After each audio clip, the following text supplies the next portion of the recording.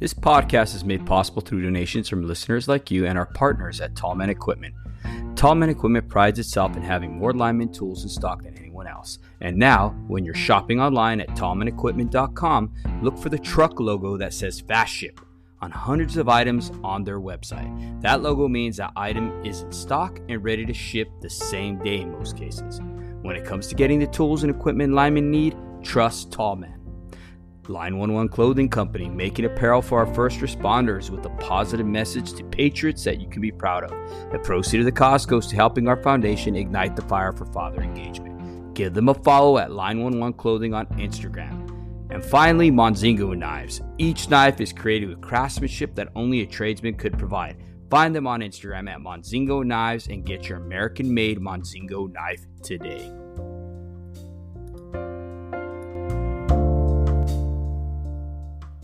Welcome to the Show Up Dad podcast, where our mission is to improve the well-being of children by increasing the proportion of children growing up with an involved, responsible, and committed father.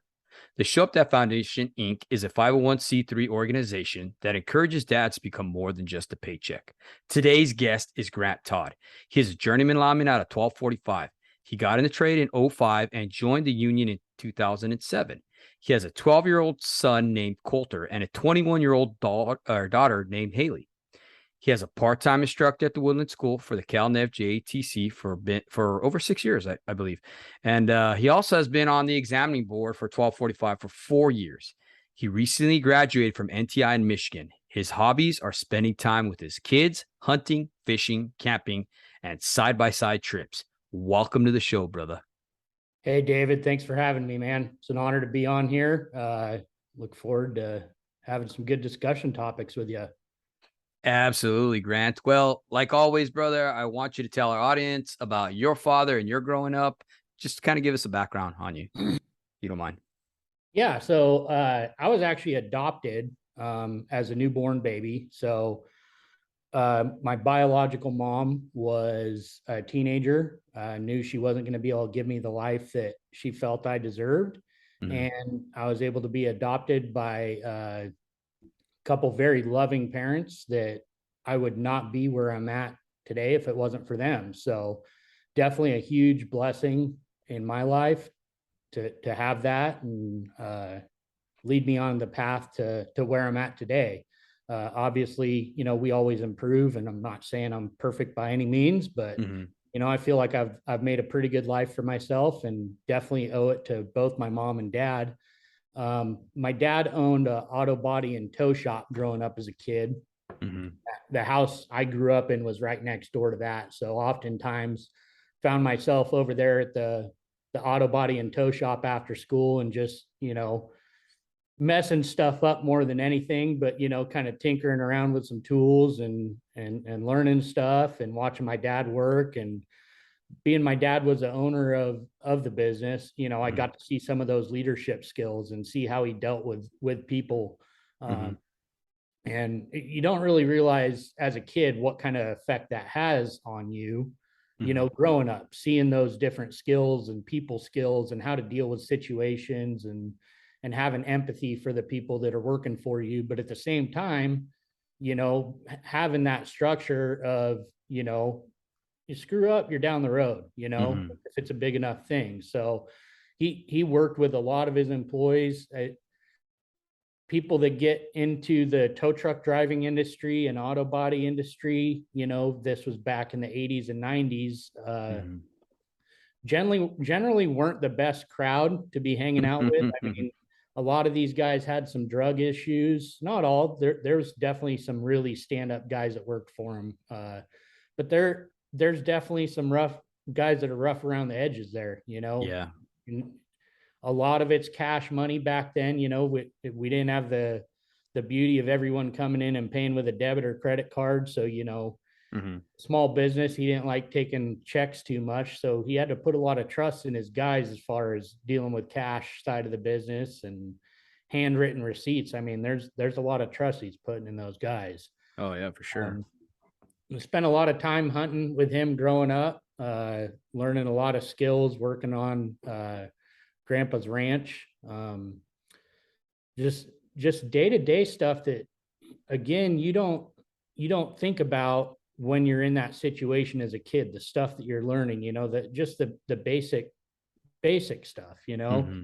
that we did a lot of fence building and fence fixing. And if you really think about it, like it's what a lineman is. We build Yeah. fence. It's just a little higher off the ground and on an insulator, Mm-hmm. And you learn the basics of fence building. I think, a lot of the apprentices that I see that come from a ranch background tend to succeed fairly well. I know the book work has really put a little bit of a damper in that, because a lot of times those ranch kids, they think they aren't going to need that book work. They think they aren't going to need the math and the algebra and everything. And man, that first year of apprenticeship books, you're diving right into that. Mm-hmm. You get into, later in your first year, you're getting into AC/DC theory, and man, starting that circuitry stuff can really make or break a guy. So it's not necessarily something we're using out in the field day in and day out, but it's part of the trade, man. We got to know it. But definitely hand it to my dad for sure. As far as just a stand up guy, he didn't drink. I've never seen my dad drunk, which is a crazy thing to think about. It's especially these days, you talk to different people, and dad's at the bar and this and that, and my dad wasn't like that, man. He was involved in the church, and um really took a lot of time and really believed in me, man, because I was not an easy kid. I was getting in trouble left and right, had attitude issues, got in fights, Mm-hmm. got I stole some stuff as a kid, man. I mean, a lot of life lessons. I mean, I don't want to Yeah. sit here and say I made a bunch of mistakes. I definitely screwed up, but I think all those things are life lessons and help you build into the person you become as an adult, for sure. So, and how he dealt with those situations was pretty amazing. It'd be pretty easy for a dad to just completely lose his cool, Yeah. but he had a really good knack, and I try and pass this on to my kids. My daughters definitely notice it. My son's starting to notice it more and more, but explaining the why Yeah. of why we don't do this stuff, not just, hey, we aren't doing this, you don't steal, you know get a slap across the face or spanking timeout, however a parent's disciplinary actions are. But Yeah. it's really sitting a kid down and having that conversation with them of why you don't do this, why you do this, why you're getting in trouble for this, why it's important you don't do that stuff when you're an adult. So Mm-hmm. really makes a difference. I think it makes things click, and you could tie that into being a journeyman too. Yeah. And I'm sure you've realized there's so many things that being a journeyman ties back into parenting, and they kind of coincide with each other, man. You can learn different skills in both. And we do have the benefit of, we do have a lot of apprentices that we see throughout our career, and a different age group, right? I mean, Mm-hmm. I've had apprentices work for me, in their 40s all the way down to 19 years old. So Mm-hmm. you really get that age gap and see different people's life experiences, but different personalities. So it really helps prepare you for fatherhood, Oh. especially if you were able to journey out before you became a father. Mm. Now, I like the way you tied that into, because I definitely see that. Just being a father and being an instructor as well, you definitely learn a lot of patience, and if you allow it to, you're going to take that same patience back with your kids. You know what I mean? The patience you have for an apprentice, when you tell them how to do something, like when I went through the apprenticeship, I was taught, I'm going to show you once, I'm going to let you do it, and by the third time you better have mastered it or you're down the road. And that's the way they treated us. You know Yeah. what I mean? And with that being said, now that I've transitioned from that type of mentality to actually getting, realizing that different people learn in different stages in different ways, and being able to relate the material to them so they can understand it and have that why answer for them, 100%. I'm able to utilize that and do the same thing with your kids, because your kids are different. I got 3 kids. I got a teenage daughter and 2 little young boys, and they're completely different. Some I can be more stern with and some I can't be, you know what I mean? But it's being able to realize what they're weak on and what they're strong on, and go off of that and teach them. For sure. And that ties in, really understanding their learning, like you said, is Mm-hmm. knowing who your apprentice is. A Yes. lot of times it's, hey, kids on the crew, grab your tools, you're going in the bucket. I remember my lineman we'd have life stories. I mean, we'd have these giant conversations in the bucket on the way to the job site or digger truck, whatever, or even before work, after work, we'd have these conversations. You didn't really know what was going on, but he was getting to know what I'm about, where I came from, what my background is, because you could really adjust your teaching style to what that Mm-hmm. kid's background is. And the same thing goes for your kid. I mean, my kids, prime example, my daughter's super outgoing, really likes hanging out with her friends, always liking to do stuff. Mm-hmm. My son, he'd be perfectly happy not hanging out with a friend all day long and just doing his own thing and entertaining himself. It's just they're brought up real similar, same mom and dad, same hobbies, everything. Mm-hmm. Just, two totally different people. So, and tying that back into the apprentices is knowing who you have, what their background is, and how can you help them along and be the best journeyman they could be, because they're the future of the trade. At the end of the Mm-hmm. day, without them, we have no trade. So, Mm-hmm. Yeah, no, that you're absolutely right, brother. Just to touch in on that too, one of the things I started doing with my own kids, like, is to become a better listener, right? Even with my wife, okay? Be a better listener. And the way I've been doing that, and it's the simplest way I've come up with, is ask questions. yep. Seriously, ask questions, questions, questions, and not just questions just to ask questions, but questions with a purpose, being intentional, being able to not have these, these questions that are, one sentence answered, what I mean, where they have to actually put thought into it. Yeah. You know what I mean? And man, that has helped me just be able to relate, because that's what it is. No one cares how much you know until they know how much you care. Yeah. So when you're asking them questions about their family, when you're talking to them, you're asking where they come from, their background, their being, their origin, right? You're getting to know that person. And like you said, man, that's going to set the stage for you to be able to relate to them. That's going to set the stage for you to be able to communicate to them and teach them, Yeah. you No, know? 100%. And learn stuff from them. Yes.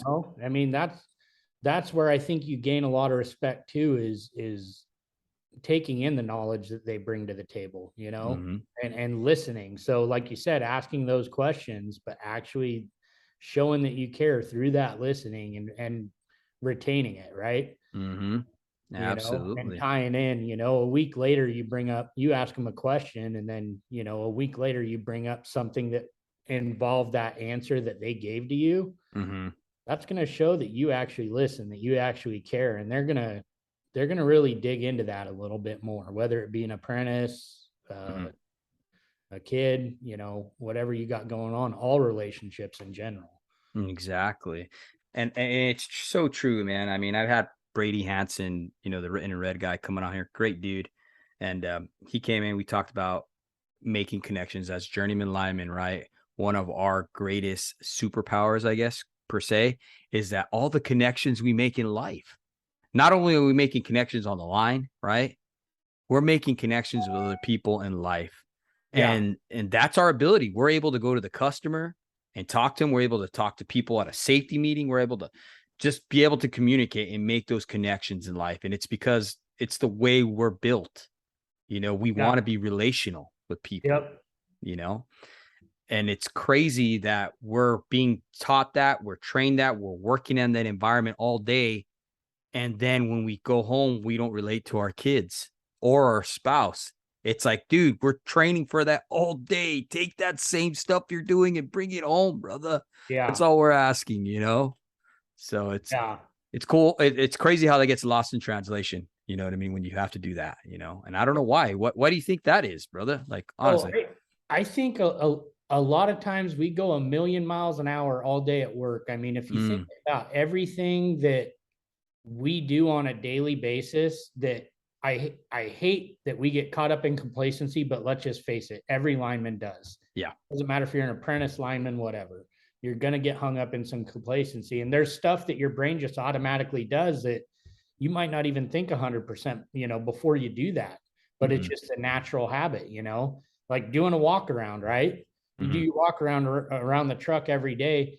Do you think before you start that walk around, hey, I need to start my walk around? No, it becomes habit. So it's a habit that you do, but our brains are just going a million miles an hour all day long. And I know for me, one big thing for me was I wanted about 5 or 10 minutes when I got home to unwind, where I could just click that brain off and not have to think about anything, because I've been in different roles. I've worked from, been an apprentice, I've worked journeyman, foreman, general foreman, I've been a superintendent. I've kind of covered all bases there. And you start getting into some of those leadership roles, and it's easy for a lineman to look at a GF or a superintendent and be like, man, they get to go home all the time, and they don't work the hours we work. And it's like, man, when that phone's ringing at 10 o'clock at night and you're answering emails at all hours of the night, I mean, it's a 24/7 job once you start getting into those management roles. And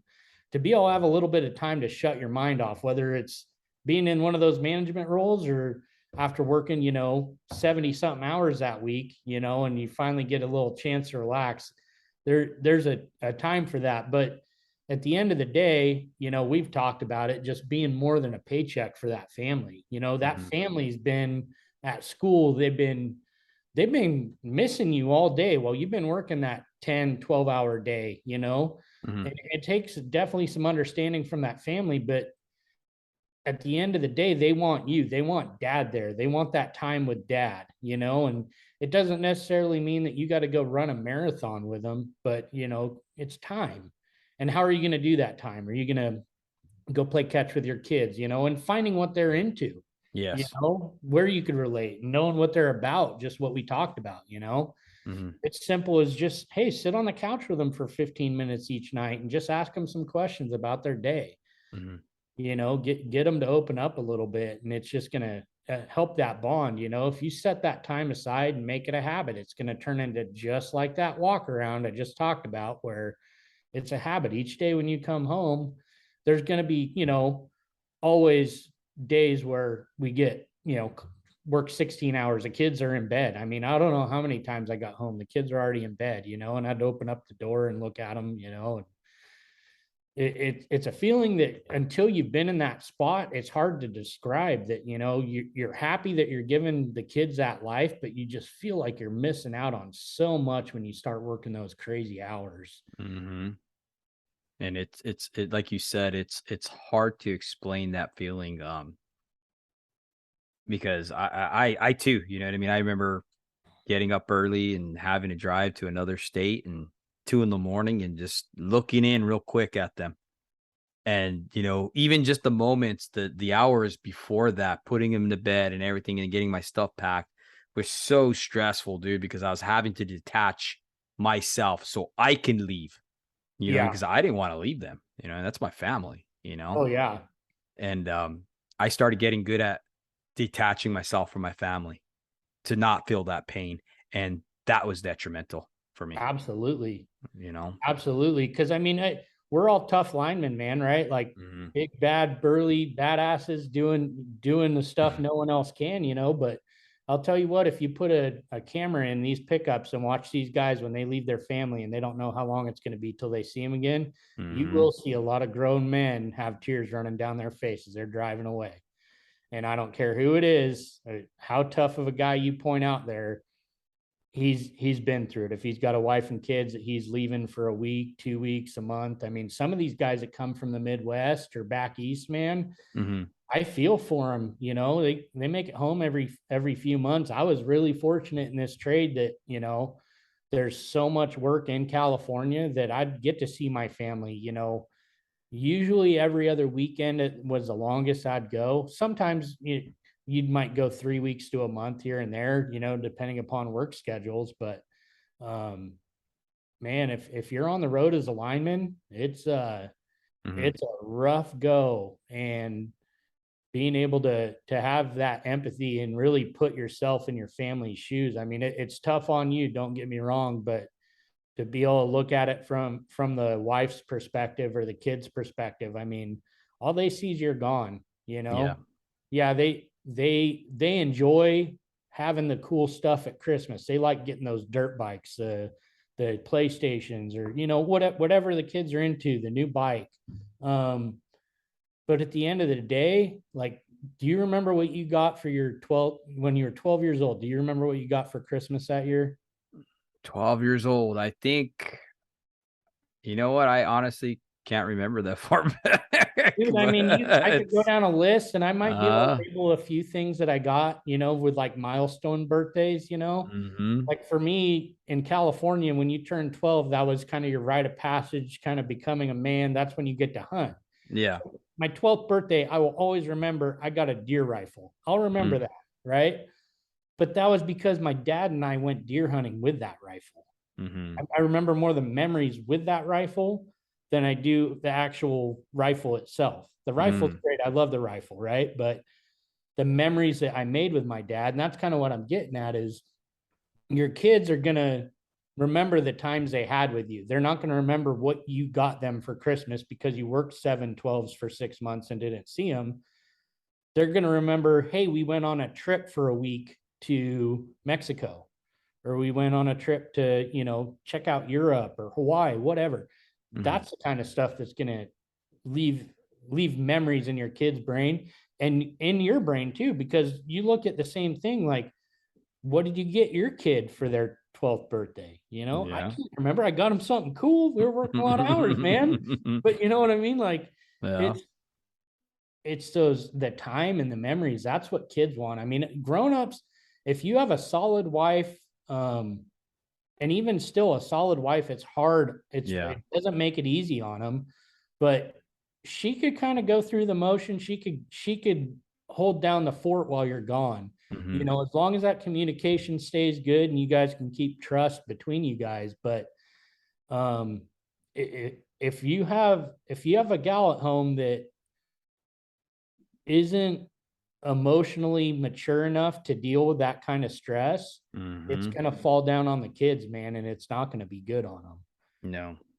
No, I remember, my wife calling me when I was working, and I think I was on an ice storm in Oklahoma, and, my baby, my last son, he was just born, right? He was a couple months old, and, I remember her calling me and just telling me she's losing her mind. She was going through postpartum depression, and there's nothing I can do. I'm in Oklahoma, you know what I mean?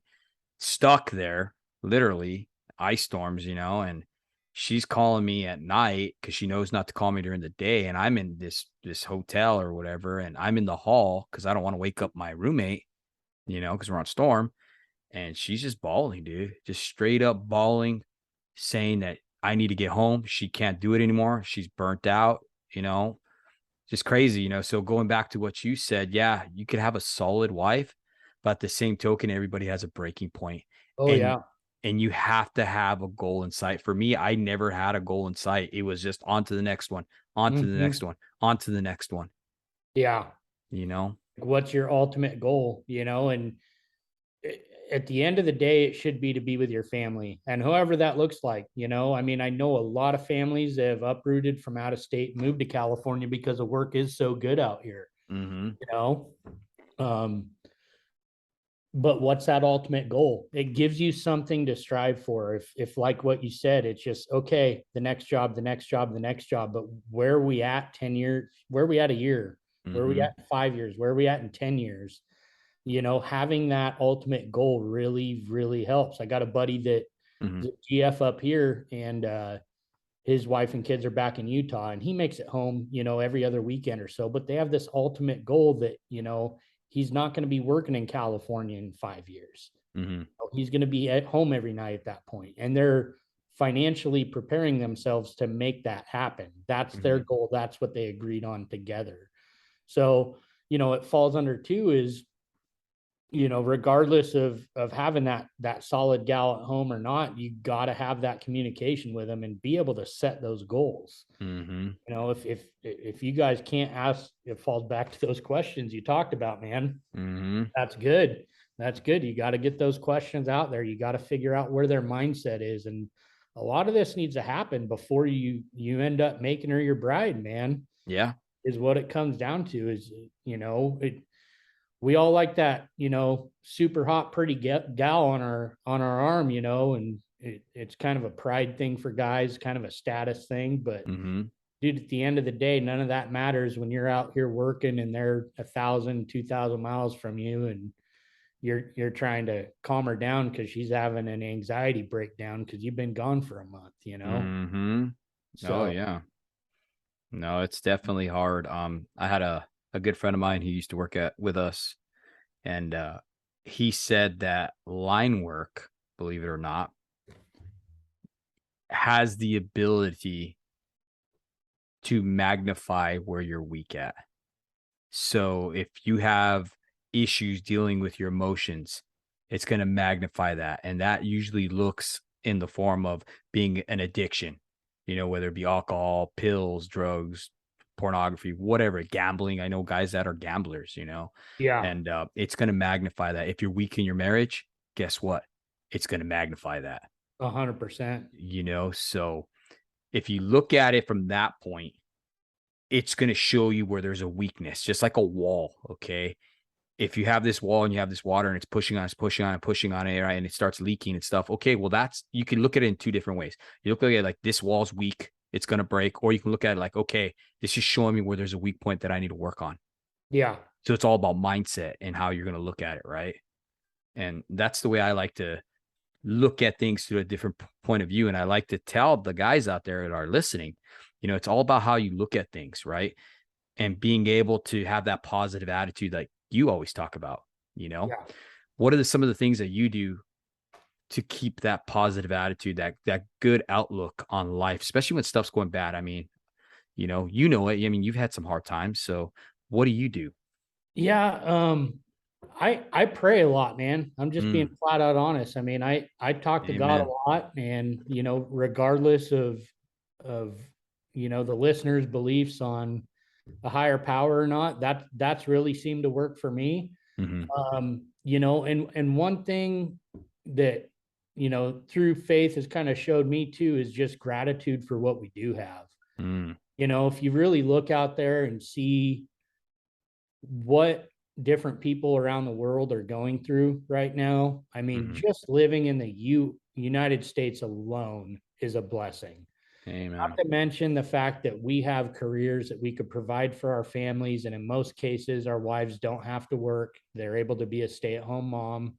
We're able to go on trips. I mean, I know multiple families that, I grew up with that, I mean, they're like big vacation of the year is like a long weekend camping trip at a little lake site. And I'm not saying there's anything wrong with that. Mm-hmm. You could have some great memories there, but we have the ability to do a lot of things, and we're very fortunate. Our benefits are really good, Mm-hmm. through Lineco, the um the medical benefits we get through the union, the NEEP, the retirement we get.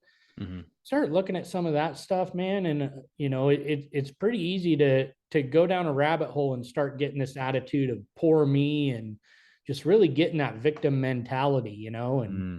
it's it's just such a toxic path to start heading down, man, when you really start having that attitude of, oh, the everything's against me, and that, like I said, the poor me attitude, it doesn't get you anywhere. I Mm-hmm. went the let's see, last year, so 2021 was probably the one of the darkest years of my life. Ended up going through a divorce. Mm-hmm. Had a lot of information that came out that really devastated me throughout that process. And you start looking at, man, no one ever sees themselves ending up that way. We never get married thinking that we're going to end up going down that road.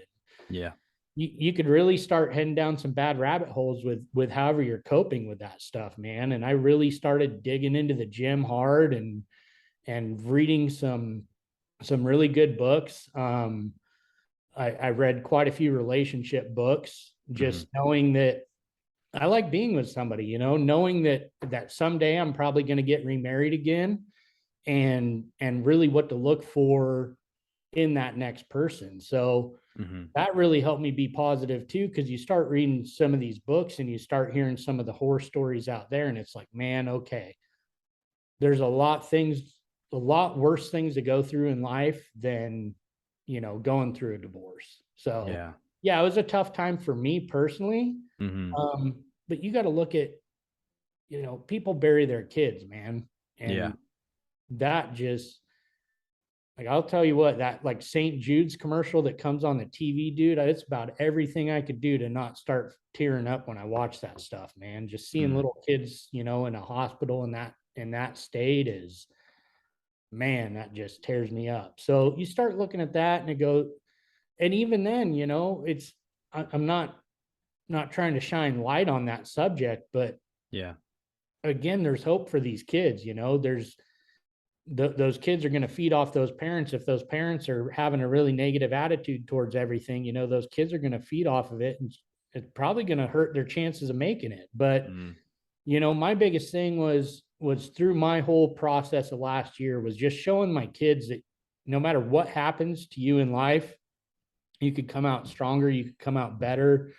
Dude, I'm wearing the same size pants I wore my senior year of high school, man. And heck yeah. I think that's pretty awesome to be back down in that category. And they're actually, man, doing leg days and stuff, man, they're actually getting a little snug around the thighs and starting to build some muscle back up. And man, feeling really good about myself. Really felt like I've made a big difference in the direction I was heading in life. And there's times that you do have those down days, and you really, when you go through something like that in life, you go through a downside in life, you really, really find out who your friends and brothers are. And it kind of ties back into that brotherhood. I had a handful of guys within the trade really reach out to me and just say, hey, if there's anything you need at all, man, I'll drop whatever I got going on and be there for you. It doesn't sound like much, but until you're put in that situation, those words really don't carry the weight until you're put in that situation and really, really know that person means what they say. And again, falls kind of back into what we were talking about, knowing who you're working with, knowing what's going on in their life, knowing what's going on in your kid's life. If your kid's acting up, and you're having some major issues with them, find out what's going on, man. Be that ear that they could come and bring stuff to you. And at the end of the day, we're parents, right? We're not supposed to sit there and be their best friend, right? Right. We're there to teach them and mold them into the highest potential they have to be as a human, whether it be a man, woman, whatever, that's what we're raising. And knowing what's going on there and letting them know that they can come to you with anything. Kind of a funny story is a good friend of mine growing up in high school, Travis, his parents were big on, if you guys get drunk at a party, call us. There won't be any questions. We're not going to send cops to the party. We're not going to do this. We're not going to do that. Do not drive. Call us. And that kind of, it built some trust there, Yeah. And there's other parents out there that, man, they'd lay down with that iron fist. So you'd never want to call them. So you'd kind of gamble. And I know kids that, passed away in my high school from drinking and driving from parties, because they didn't have that trust in their parents, that they couldn't call their parents and get that ride that they needed. So yeah, for sure. And with that trust too, I'm sure you heard it all the time. Trust is earned in drops and lost in buckets, and with our spouse, with guys at work, with our children, you got to continue to build that trust, those relationships, right? And it takes just being around them, being intentional, talking to them, communication. letting them know you're that person who is going to be trustworthy, not blowing up on them like for our spouses.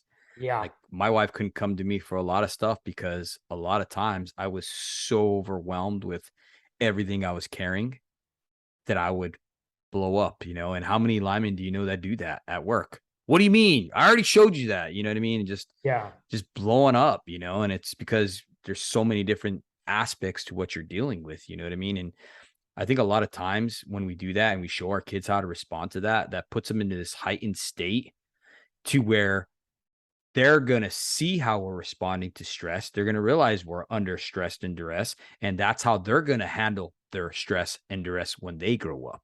And it's a Yep. snowball effect, dude. And it sucks. And we Yep. got to break that. We have to break that as men, Yep. you know? No, and it's 100%. You can sit there and tell anything you want to your kids, but at the end of the day, how you react to things, how Mm-hmm. you react and roll with the punches, if I would have went down a bad path and started drinking, or doing whatever after, getting into drugs or, anything else after my divorce, Mm-hmm. I could have sat there and told my kids, hey, drinking's bad. But then when they're seeing me slam half a gallon of whiskey every night, Yeah. what is me saying that doing? Nothing. It's what Nothing. I'm actually doing. Actions speak a lot louder than words. So, um, no, I'd say my biggest thing for falling back to that question on the positive thing, man, is just it's really for the kids. It's just showing both, Mm-hmm. Haylee and Colter, my son and daughter, that regardless of what life throws at you, Mm-hmm. how you react to it and how you overcome it shows how strong of a person you are. It doesn't matter how strong of a person you are, you're going to have stuff happen in life. Yeah. You're going to, I mean, dude, look at Kobe, right? The Mm-hmm. helicopter going down. I mean, that guy's an animal, Yeah. right? Helicopter goes down. Stuff happens, right? It's Mm-hmm. it's unfortunate. It's a super sad thing, but you're gonna have stuff thrown on your plate in life, and it doesn't matter at what age you're at. Mm-hmm. To know how to roll with the punches and react. And, sometimes it's taking some space, it Mm-hmm. might be stepping away from the trade for a little bit or, getting your own space, chilling out, getting mentally right. Mm-hmm. Because how we deal with this stuff, it's all mental, right? Yeah. You know, yeah, having some physical agility and whatnot might help you in a self-defense situation, something along those lines, or being a better lineman. But at the end of the day, almost everything we deal with is mental. Yeah. Even the line trade. It's yeah, a lot of the rigging and stuff's heavy, but dudes, older, smarter linemen work circles around some of these younger guys that are running all day that are super look like UFC athletes.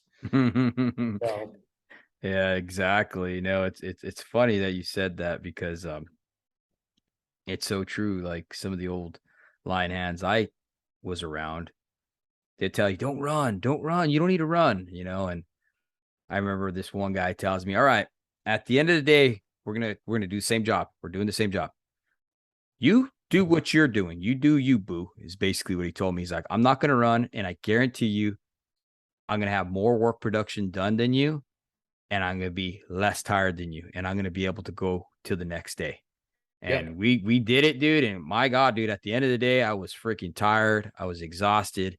And the guy just kept a steady pace, not running, nothing, but didn't waste any moves yep. at all. And dude, it's so methodical. I mean, I was watching as a young apprentice, I was watching some linemen uh up in the air, and old foreman comes to me and he's like, does it look like they're actually even working up there?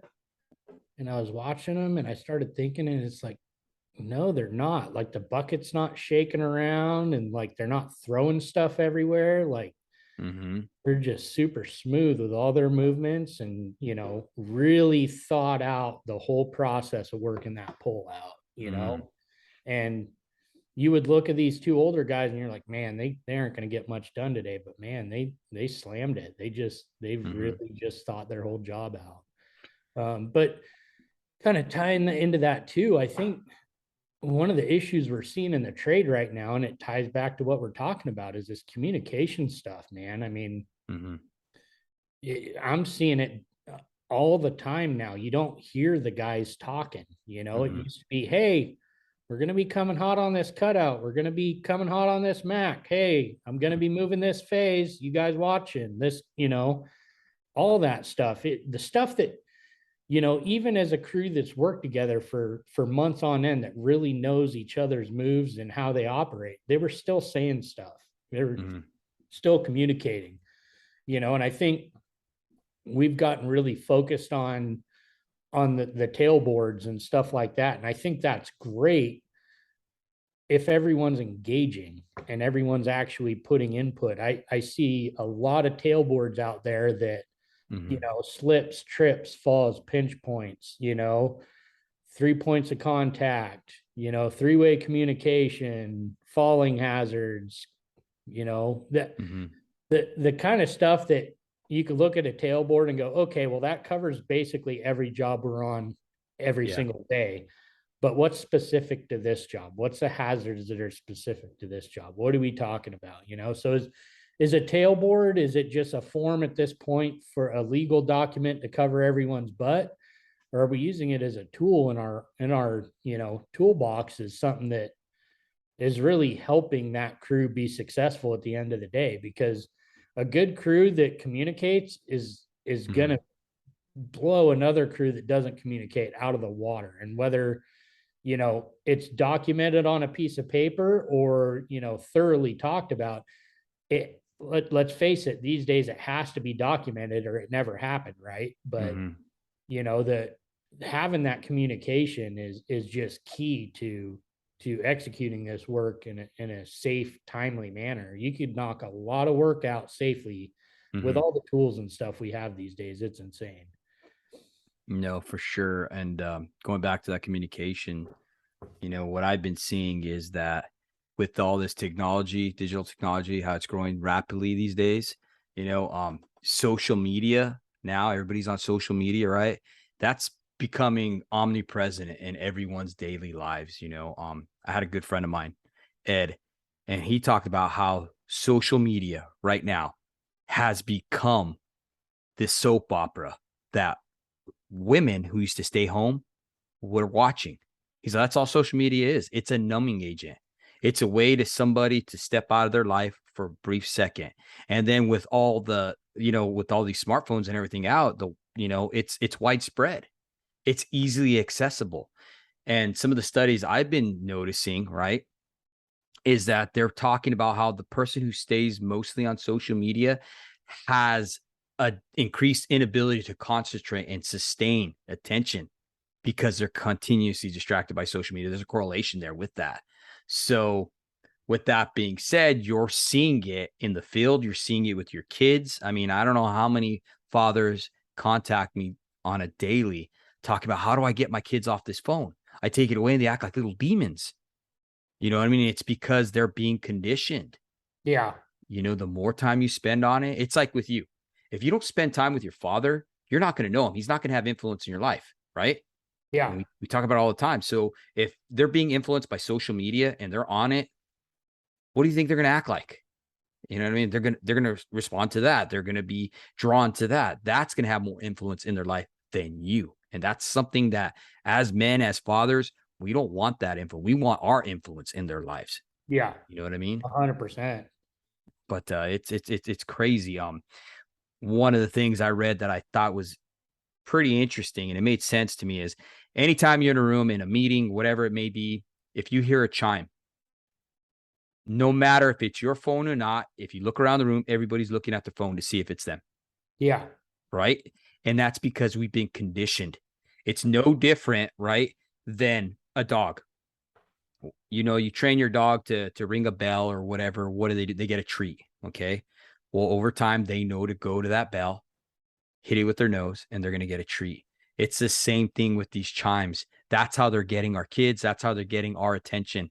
We're being trained by chimes. Every time you get a new text, anytime you get an update on social media, anytime you get a like, it's a chime. And that's how they're getting us. That's how they're getting our attention. And I thought that was freaking absolutely spot on when they said that. We're Yeah. being trained and conditioned. Yeah. No, 100%. And the scary thing is, some of the brain dead accidents you're hearing out in the field now. I mean, just stuff where you're going, how did that happen? I think a lot of it kind of ties into, you hear a lot of the companies, whether it be utility side, outside, whatever, distracted driving, right? They're talking about it. A lot of companies are going to, hey, you can't even use Bluetooth now. It used to be, okay, you had to use hands-free, use your Bluetooth. Now they're saying, don't even take a call, pull over, take that call.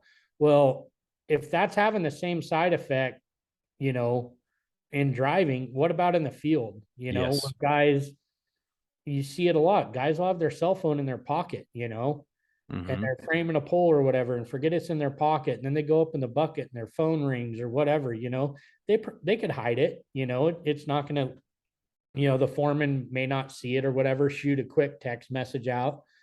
But, your wife sends you a text, hey, I'm headed to the doctor. You read that, where's your head at the rest of the day? Exactly. The trade has really changed. I think, we have a lot of linemen still in the trade that came up where cell phones weren't prevalent. Yes. You may have had a flip phone or something, but it stayed in the lunchbox, and then, probably had it turned off most of the day, but you didn't have the iPhones and everything else, the smartphones where you're checking your Instagram or your Snapchat or Facebook, like you said, you get it. It's another form of addiction in my mind. And you see it a lot, it's you'll hop on social media at the end of the day, you get home from work and you see people that you worked with on the same crew, and they posted something on Facebook at 1:00 in the afternoon. You're like, dude, we were doing hot work then, what was going on there? So you start seeing that, but again, it's that mind escape, and we tie back to that, those older linemen really methodical in what they're doing. They're 100% focused on that job. They'll give each other shit and, bullshit throughout the day, but they're not concentrated on what's going on back at home. They're, they left that stuff at the gate, 100% focus. And it's not, I'm not saying they didn't have their fair share of accidents. I mean, there's a lot of reasons we have the rules we have, the written in blood thing you mentioned earlier with Brady. Yeah. I mean, there's constantly been incidents in the trade. And I think a lot of what's going on too is information so readily available now that a lot of these incidents aren't as hidden as they used to be. Yeah. I think a lot of small stuff used to happen, fairly frequently in the field, but it never got reported because it just got taken care of right there. Now you deal with, this and that. I mean, we're hearing about motor vehicle accidents from different contractors, and that kind of stuff never really used to get reported to the apprenticeship unless it was something significant, an injury, fatality, that kind of thing. But now you're hearing about little fender benders and, even some dents in the truck. And it's communication. It's widespread. The internet era is definitely, we're into it big time now. It's out there. It's getting communicated across the country. So, but yeah, the distractions in the workplace, man. I mean, a lot of it I blame on the cell phones and, social media, that kind of stuff, and there's so many little notifications. Even if you leave your cell phone in the pocket, right? Your phone vibrates or whatever. Most people are going to think, hey, what was that?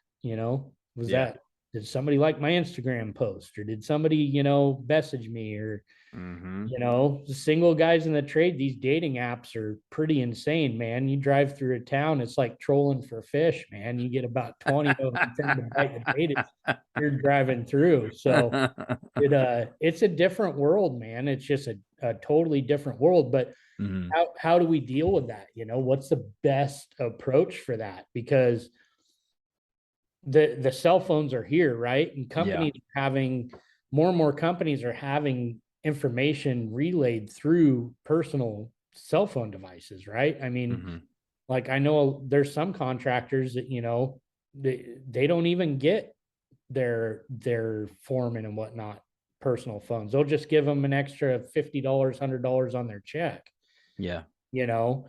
So, I mean, even just regular employees, they'll relay some information, through emails and this and that. And I know there's some contractors out there that are doing, saying, you could either do the paper DVIR or you could do it on your phone through an app. So they got their personal phones with them. Yeah, I don't think the fix is going to be telling guys they can't have their personal phones on them. But, once work starts, in my mind, that thing needs to stay in the truck. We need to stay focused on what's going on. And I don't even think checking them on a lunch break's good, because, you take your lunch break and you start going through that, you've completely just derailed your thought process for Yes. that work for the day. So, but I don't think anyone wants to be the phone Nazi, No. who wants to take that on? No, but I think podcasts like this, where we're making them aware that, hey, these chimes are actually distraction. You're not clipped in at that point when you're focusing on something. I thought that was interesting that you said that, when you're at work, leave that stuff behind, right? I know for me, my wife knew not to call me during work hours because she knew we were going to be doing hot work, or I have to watch my crew, or whatever it may be. So she didn't bother me, right, when I was at work. At the same token, if I call her and she don't answer, I used to get upset and be like, you're at home. Why don't you answer your phone, right? And that's that level of empathy and respect that I think we need to come to, because probably the hardest job I've ever had to do is when my wife got sick and I had to be home with the kids and see what she actually went through. My hat's off. I say it over and over again, dude. A stay-at-home mom, dude, whether she wants to be a stay-at-home mom or you guys decided she wants to be at home, whatever it may be, that is one of the hardest jobs I've ever had to do with those kids. I mean, they never get a break. So for me to devalue her and treat her job, because her job is being at home as a mom, when I devalue her and don't respect that, and I expect her to answer the phone when I call right at that moment, I'm just saying that she's not equal with me, that she's not important. And I think that's something that needs to be discussed further. You know what I'm saying? Because I don't expect her. I expect her to have respect for my job while I'm in the air.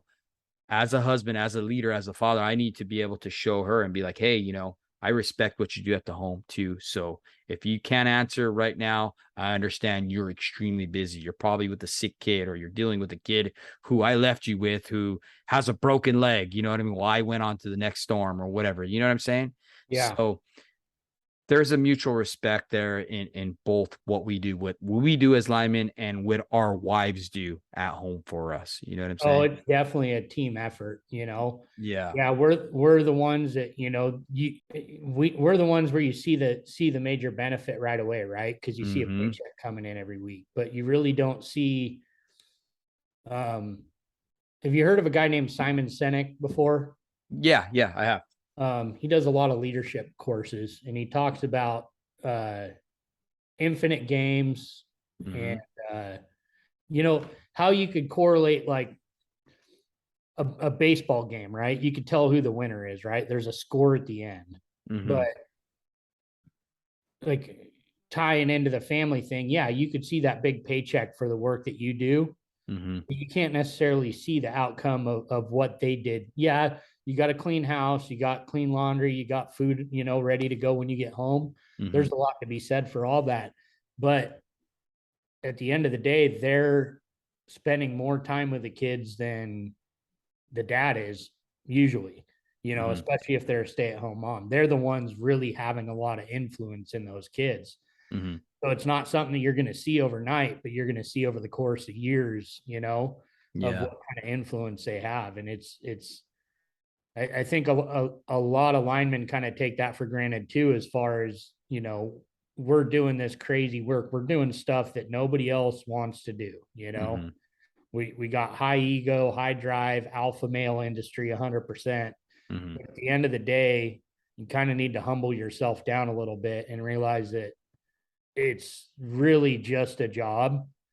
And there's a lot of people that can do this trade, especially nowadays with all the safety equipment and tools. Yeah. Um, and that what you have going on at home is pretty important. What the wife is doing at home, or girlfriend, or Mm-hmm. whatever you got going on, whatever's happening on the home front, it is a lot of work too. You Mm-hmm. know. I'm a firm believer that a good leader is going to be able to, good leadership starts at the home. Yeah. So if you're a good foreman and all that stuff, how are you at your home? You know what I mean? Because you're going to be that much better if you can control your home. Yeah. You know what I mean? I don't mean control in a way that's like condescending or you're way up here and they're way down here. I mean, being able to lead your family. Yeah. You know what I mean? Because right now there's so much, like we talked about, social media.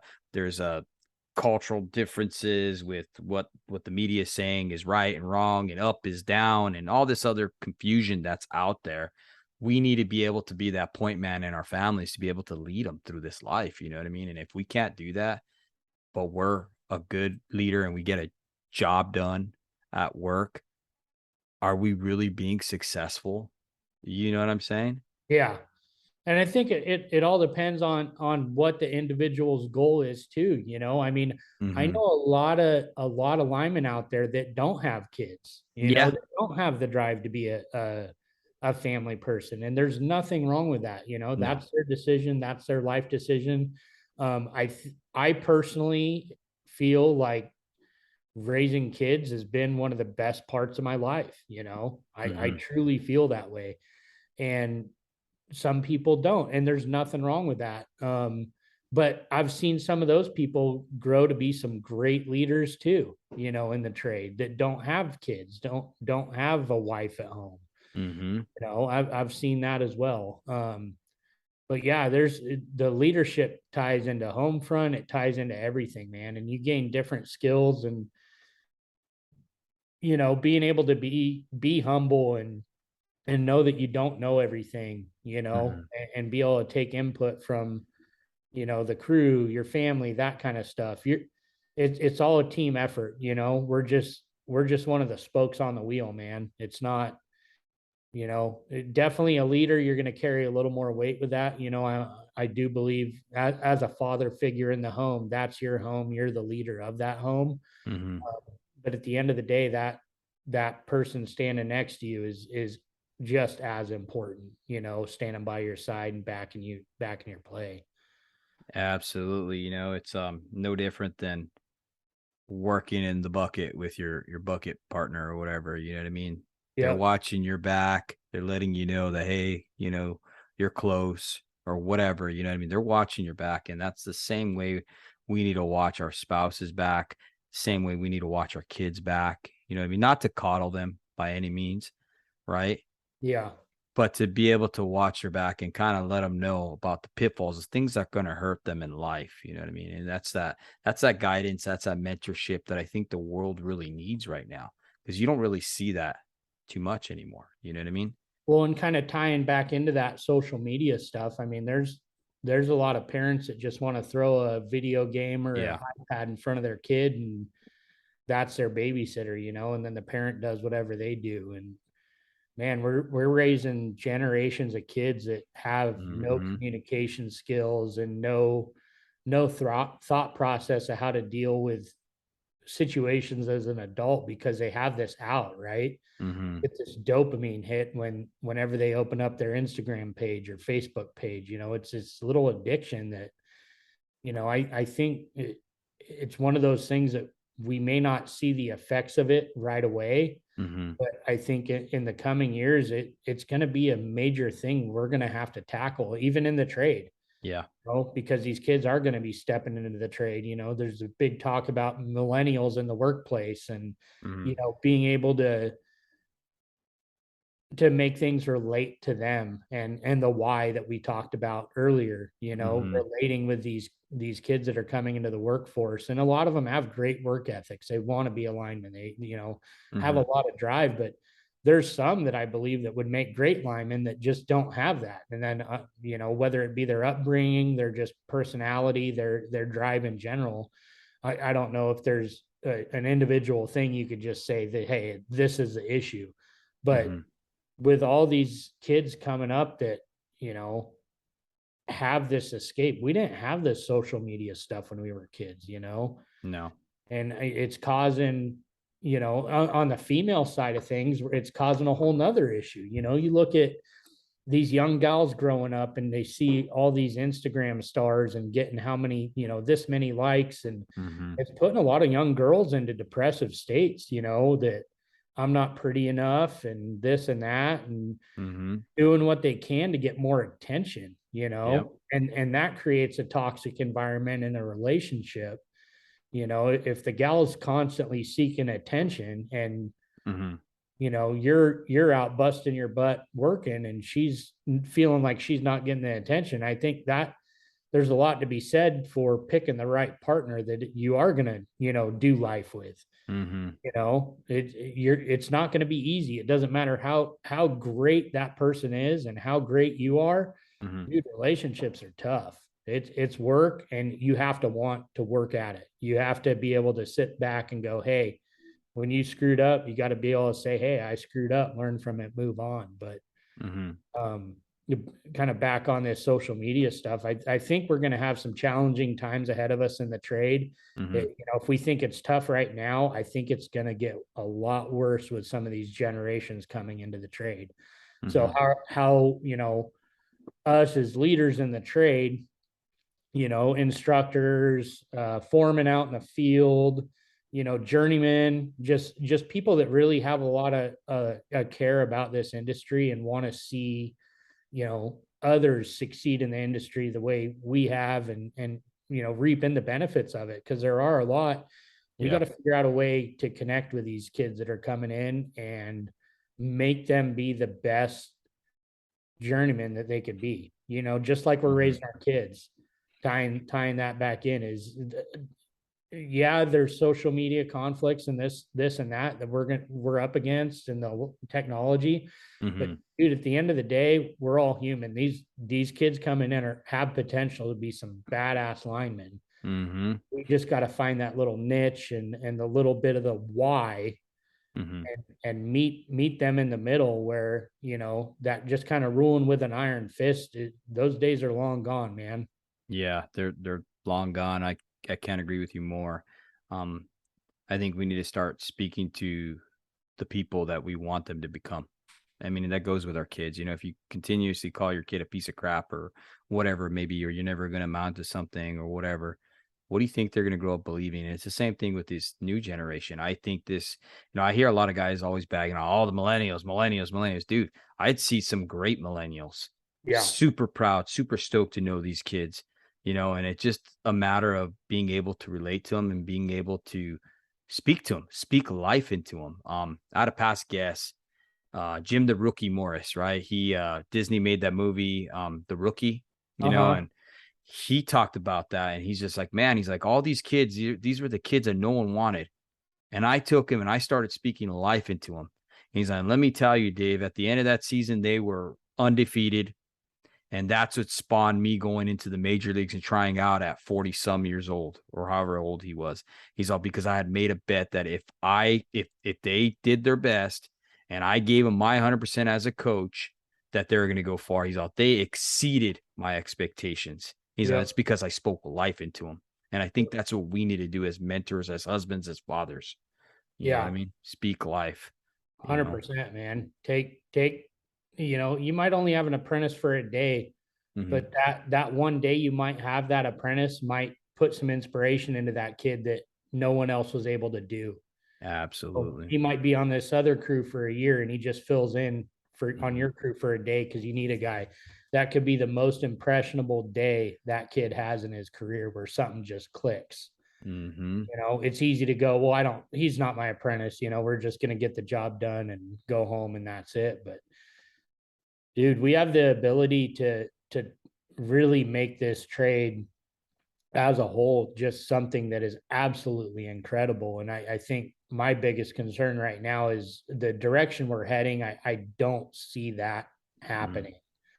You know, I definitely have some concerns Mm-hmm. as far as, you know, the pride in the work, the pride in the IBEW, the brotherhood. Mm-hmm. There's a lot to be lost that I think a lot of people are really taking for granted at this point. Mm-hmm. It's I one of the kind of attention getters I use at the apprenticeship is, you see these apprentices come in, and usually by the time they're about second or third step, they're driving a $100,000 diesel pickup. Mm-hmm.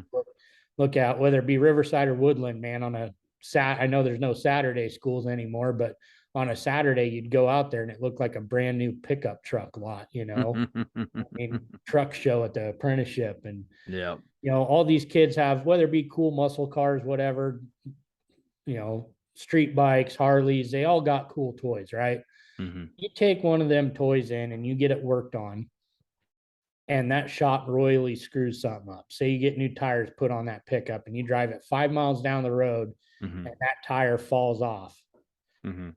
You're going to probably take it back to the shop to get the tire put back on and get it made right. Mm-hmm. But there's plenty of options for tire shops, right? Why would you go back with that tire shop? Right.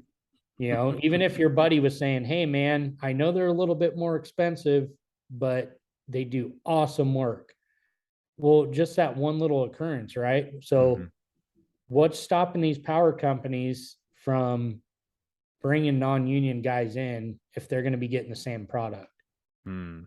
Why pay that premium price if the product's going to be the same? Because some of these incidents, man, there was a rash of incidents towards the end of last year where a contractor in 1245 was heating up neutrals and hanging the wrong transformer and not checking voltage and driving away. I mean, hanging a 21 pot on 12, and given low voltage, given the basics of what we do, hooking up transformers. I mean, if you really look at the day in, day out of stuff, we deliver a safe, reliable power to the customer is what it comes down to. And the power company is buying a product from these contractors. At the end of the day, we're selling a product.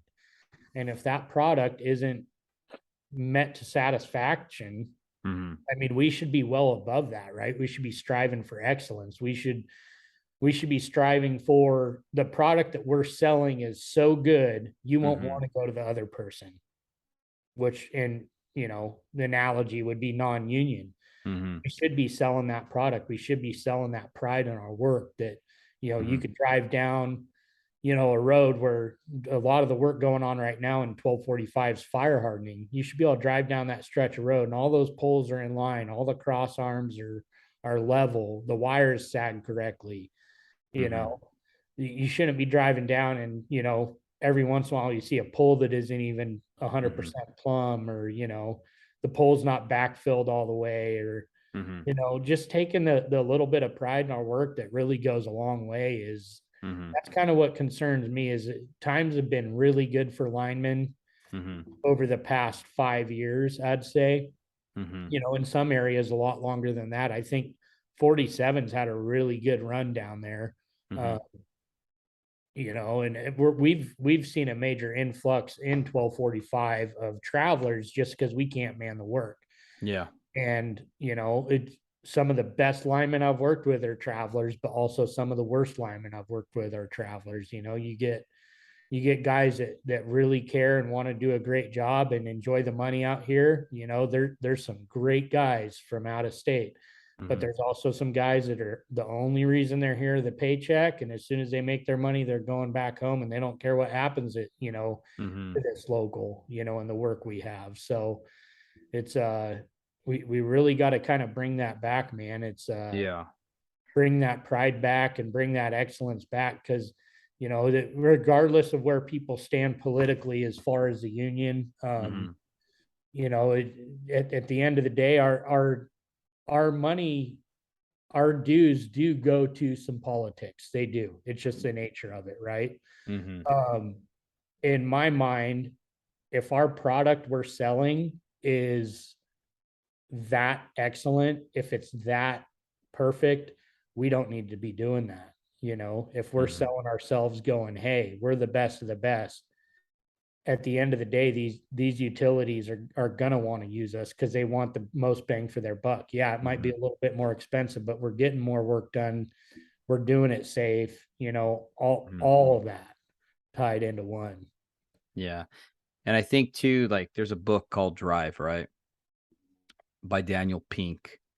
And I read that probably about 2 years ago. And it talked about getting people motivated into doing stuff, right? Influencing people, right? And he talked about the different types of motivation, but the motivation I want to talk about is getting people into buying into what you believe, right? And that's no different than being a foreman at the job, right? If you can get that person to believe, if you're a leader in the industry at any level, right? Getting people to believe in something, they're gonna want to give it their all if they believe. But how are they going to believe if you don't even buy into it yourself? It starts from here. Yeah. You have to believe. And it's no different than at our home. Yep. You know what I mean? When you're a leader at the home, you have to believe in something, Yep. right? Because you fall for anything if you don't. And Absolutely. that's how you're going to get your people into buying into, this nation, Yeah. into our culture, into being a better husband, a father, a leader, a person, right? You have to believe and you have to be able to influence those people, but you can't have one foot in and you can't have one foot out. Yep. And 100%, if you don't buy it, your people aren't going to follow. I mean, how many times have you been at a safety meeting and GF superintendent comes out and goes, man, we got to do this now, guys. And everyone kind of hems and haws. And somebody always asks, well, why do we got to do that? Because the office said we have to. Come on. It's like, Yeah. I mean, some of the stuff that has gotten rolled out, I think we could all look at some of the rules that have come out and go, man, come on. There was rules in place already for this safety incident or whatever, and they were already breaking those. What's more rules gonna do realistically? But some of them have really benefited the industry. If you look at, I mean, for hard hats, that's a normal thing for us to wear, right? Yeah. The normal, right? If you saw guys working on a pole and they weren't wearing hard hats, dude, people would flip, right? Oh yeah. Well, yeah, it's a written standard. It's written down that, hey, this is a rule. We have to wear a hard hat. But standards don't matter what's written down. It's what's going on in the field that at the end of the day, that's what's acceptable or not acceptable. Exactly. Right? We can make all the rules in the world. And it falls under whether it be rules for safety, whether it be our contract, again, falls back into actions speak louder than words at the home front, right? We can make these rules at the home front, but a parent that makes rules and doesn't follow through with them now says that's acceptable, right? Exactly. You say, hey, we're going to let you be on your phone for a half an hour every night, or whatever, every parent can make up whatever rules they decide best for their kids, right? If you don't stick to that, there's no weight to it. Yep. You're setting the new standards. So the same thing with however we're setting cover, applying cover in the field, however we're moving wire in the field, our communication in the field, our tailboards in the field, everything that happens in the field, there's a big breakdown between what the standard is and what actually happens in the field, right? I'm sure you see it down there, get guys in for rubber glove. And, one of the first things they always seem to say is, well, that's not how we cover in the field. We got an issue there, right? Yep. 100%. We have an issue right there because what the standard is and what's actually happened in the field is what determines what the actual standard is. It doesn't matter what's written on a piece of paper. The same thing with pride and work and everything else. It's you drive around the country and you get in some of these areas where the guys are fighting, for that union, non-union work, and places that used to have a strong union, they'll do a lot of clean work because they're trying to still sell their product to keep that work. Yeah. They're keeping that standard high. Well, we as linemen in the field need to really make sure that that standard's being kept in the field too. And whether that be following, holding contractors to the contract, holding each other accountable for following these safety rules. Because you'll get some new guys that kind of, just from the hall or whatever, and they're perfectly fine with maybe not grounding, changing out a line and buck, and say you have an outage on the buck. I've seen guys perfectly fine with not grounding the buck at all. Transformers closed in on that buck, 5 or 6 transformers. I mean, and perfectly fine with not grounding it, which is telling me that at some point in their career, they've worked with somebody else where that was acceptable. Exactly. They didn't just come up with that, on their own that day that, hey, let's just not ground today and see what happens. No, it's what is acceptable out there that is becoming the new norm. Not covering second points of contact. Guys will get complacent. And what you allow to become acceptable becomes your norm. That's the new standard. When you start allowing those little influences in your life that are going against what you know to be true, right? Yep. They start becoming acceptable, and next thing you know, that becomes a habit. And next thing you know, the next generation is growing up like that. Yep. So I guess what I can say to our audience right now is, what are you allowing in your home, at your workplace, with the people you work with? What has become acceptable to you? I mean, you see it throughout everything, adultery now has become acceptable. Yeah. Drug use, acceptable. And it didn't get there overnight. It's steady flow, little by little, chipping away. All these little things that we said, that doesn't really matter. That doesn't really matter. Yeah. And now we're at where we're at, and now it's going to take us raising the next generation, getting people to be influenced, getting people to be buying in to something bigger than ourselves. And that's the way we're going to change the culture. 100%. And it's little stuff. It's starting, like you said, it's not like we went from 0 to 100 overnight. No, it's one little thing. It's like a bucket of sand, and you take 1 grain of sand out a day. You're not going to notice it till a year or 2 down the road. You're going to go, where'd all that sand go, man? A little bit here and there, they just slowly, chip away at it. And before you know it, being that excellent husband, that excellent father, being that excellent, journeyman lineman, all that stuff, you start chipping away at it a little bit, and you making it acceptable, making excuses in your mind to make yourself accept it, right? Whether it be drinking too much, nobody turns into an alcoholic overnight. They start, having a few drinks each night. Before you know it, it turns into a few more. And then before you know it, they're like, man, how did I get here? Yeah. They're off at, off work one day, and they're cracking open a beer at 9 a.m., Steady compromises. That's all it is, I like with a friend of mine who I work with, he always says, like, I don't think anybody wakes up one day thinking that they're going to go and blow themselves up. No. And it's absolutely true. Yeah. But you get used to, okay, well, I don't really need to cover the end of that arm, right? I don't need to do that. I know what I'm doing. I could untie this phase, no problem.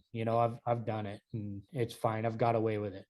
Exactly. Before you know it, oh, well, we don't need to cover that either. And dude, before you know it, you're just a ticking time bomb. Yep. It's not a matter if, it's a matter of when, and nobody knows when that card's going to get dealt.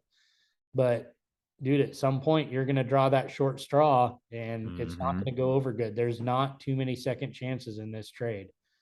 So, and it's the same with your kids,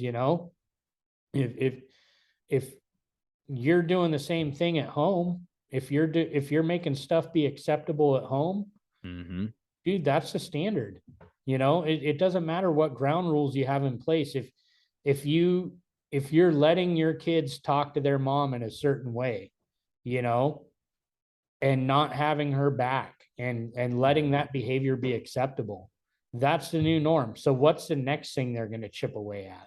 As soon as you let it slide a little bit, the next thing will kind of kick in, and the next thing will kind of kick in. And before you know it, you're going to go, man, I'm a good guy. We raised this kid good, but what's going on? Mm-hmm. Why are they heading down this path? Yep. Why are they dressing like that? You Yeah. know what I mean? It's like, okay, well, what is the mom showing them? What are you showing them? Yep. Why are they talking like that? Oh, well, I don't know. It's like, okay, well, do you speak like that? You know what Yeah. I mean? So, but Grant, you know what, dude?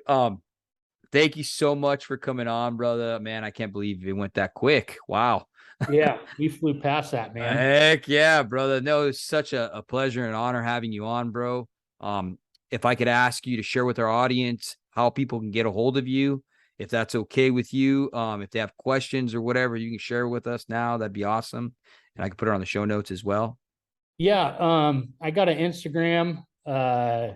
You look me up on Instagram, Grant Todd. I not 100%. I'm not super savvy on the stuff. Forgive me. I'll get you the actual profile name or whatever username on there so people can actually look me up. I think it's Grant Red Todd or something along those lines, but we'll get it in the show notes. Also, I have Facebook. Feel free if any of you guys have questions, comments. Love to hear from you guys. Need anything, anyone to lean on, man. I've had some people addicted to alcohol, drugs in my family. I've dealt through that, been through some really close friends with suicide. So man, anyone out there, man, needs somebody to just be an ear to listen to. Feel free to contact me, get a hold of me, and I'll help you out any way I can. Man, and that's why I love this industry. I love this trade. I love this brotherhood because guys like you, Grant, getting on here and just sharing what you have to say and just being open to be able to have people to reach out to you. You know what I mean? That's a leader, brother. And I thank you for sharing that with us. I truly do. Right on, bud. Well, hey, brother, it was a good chat with you, and you have a good evening, and we'll talk to you next time, huh? Yeah, absolutely, brother. God bless.